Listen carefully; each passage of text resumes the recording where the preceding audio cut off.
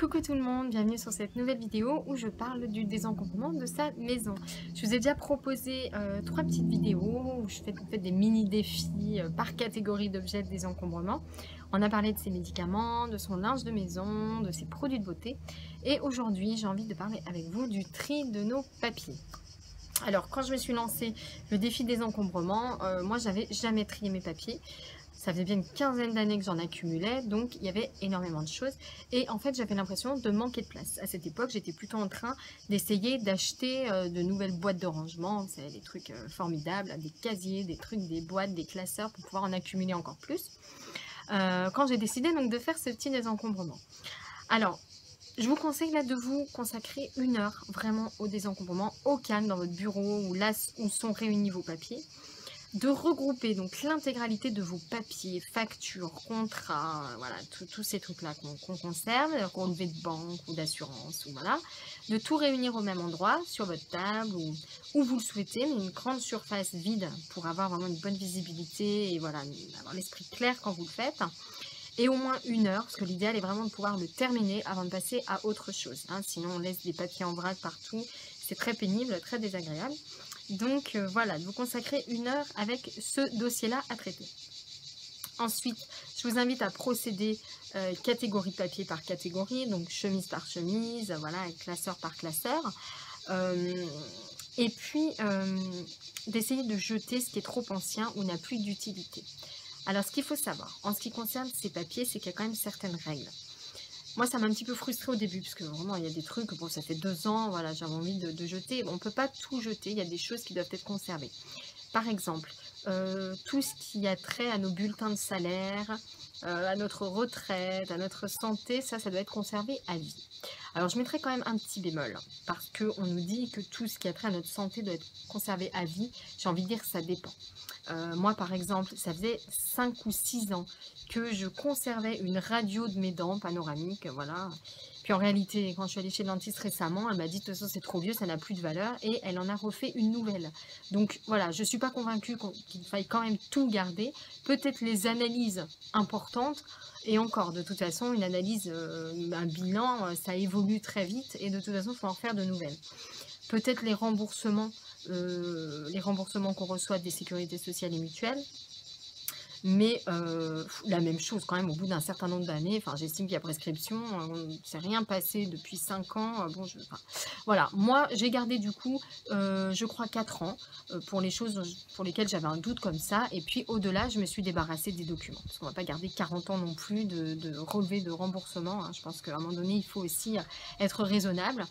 Voilà, sinon ce qui est aussi important de garder, c'est ce qui est par exemple quittance, tout le temps on est dans un logement.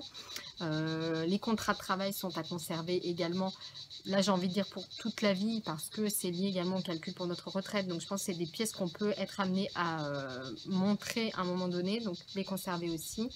Ce qu'il est important de conserver, ce sont les factures pour les biens de grande valeur, qui parfois servent de garantie, donc pendant toute la durée de vie du bien. Également les assurances, pendant toute la durée de vie du bien sur lesquels les assurances portent, ou c'est une assurance habitation, toute la durée pendant laquelle on est dans cette maison, dans ce logement.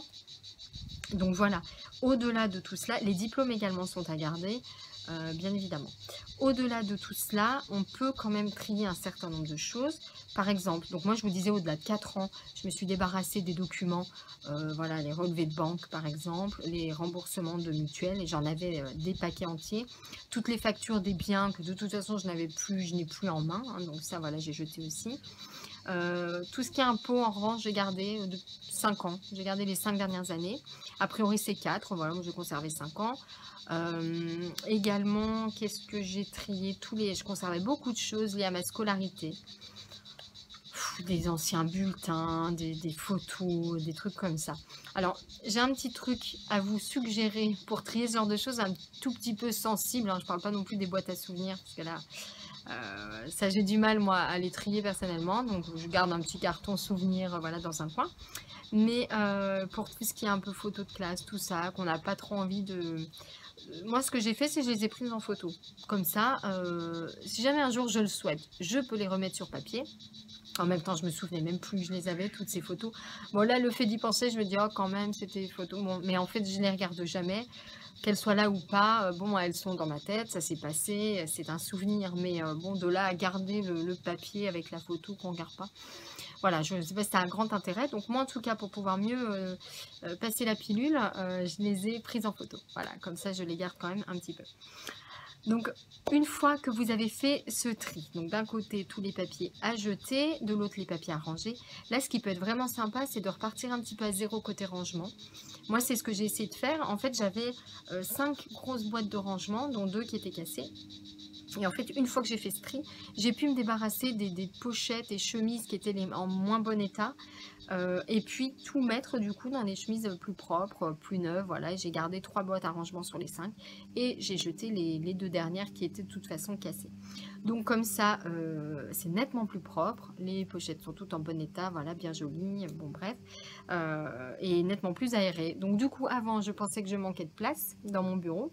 Mon petit coin bureau, et puis en réalité, une fois que j'ai fait ce tri, je me suis aperçue que ce n'était pas du tout un problème de place, mais plutôt de tri. Voilà, donc j'espère que ce défi désencombrement de vos papiers va vous plaire aussi. Si vous avez des questions, n'hésitez pas à les poster en dessous de cette vidéo. Et je vous souhaite un bon moment de tri de vos papiers. Vous allez voir, ça fait un bien fou, encore une fois. Et puis je vous donne rendez-vous très vite pour une nouvelle vidéo consacrée au désencombrement de sa maison. Bonne fin de journée!